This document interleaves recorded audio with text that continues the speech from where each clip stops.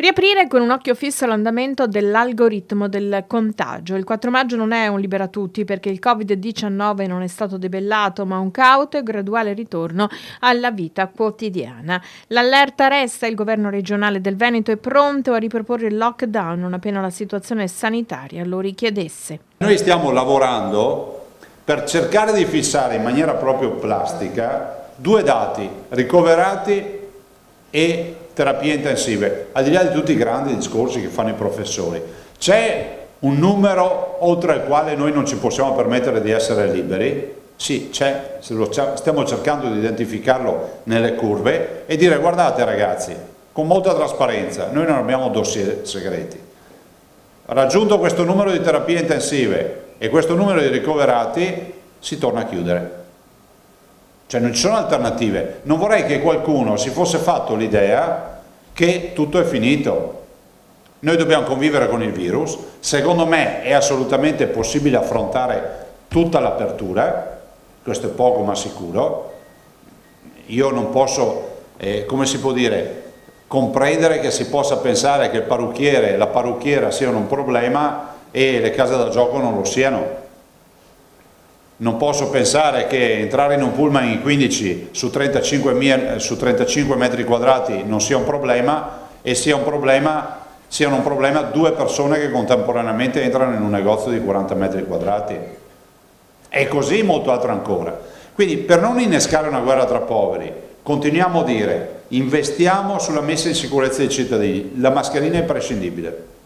Quindi la mascherina devi portare per tre motivi. Il primo, mascherina, igienizzazione delle mani o guanti e il discorso del distanziamento sociale. Primo motivo, metti in sicurezza la tua salute. Secondo motivo, metti, e non solo nell'ordine di importanza, metti in sicurezza la salute degli altri. Terzo motivo, se non te la metti avremo ricadute e dovremo riprendere in mano la partita delle restrizioni. Sia chiaro, e ve lo dico tutti i giorni, che deve restare agli atti che non siamo assolutamente convinti del fatto che il virus se ne sia andato, che il pericolo della reinfezione è reale e anche di nuovi focolai. Questo è quello che dico io. Non c'è un numero preciso che fa scattare il warning, sono molti gli indicatori da abbinare per avere una fotografia esatta dell'andamento dell'epidemia. Nel momento in cui viene rilevata un'anomalia nella curva, in una di queste curve, ogni parametro ha una sua curva, ecco che si accende una lampadina gialla e dice: attenzione, è un warning che dice: attenzione, sta cambiando qualcosa. Ovviamente nel momento in cui succede questo ci si attiva per capire cosa è successo veramente, quindi può essere il dato di un focolaio nuovo, può essere per esempio il dato delle case di riposo, ha un pelo modificato l'andamento delle curve e ce lo siamo spiegati perché, no? C'è stato, come dire, un addensamento di dati per quanto riguarda i casi dei decessi, però è spiegato col fatto che ci siamo focalizzati su quel punto. Quindi l'analisi è molto complessa e quindi non è che ci sia un numero di terapie intensive occupate che fa scattare l'allarme e quindi si dice freno a mano e indietro tutta.